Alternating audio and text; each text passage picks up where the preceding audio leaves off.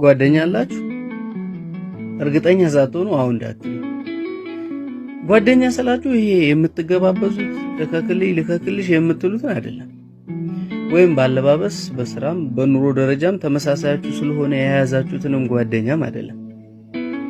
ለቤተሰባችሁ ቅርብ ስለሆነ አንድ አይነት ሃይማኖትና ብሔር ስላለው በሆነ ስብስቡ ስለምትገናኙ የምትይዙትንም አይደለም።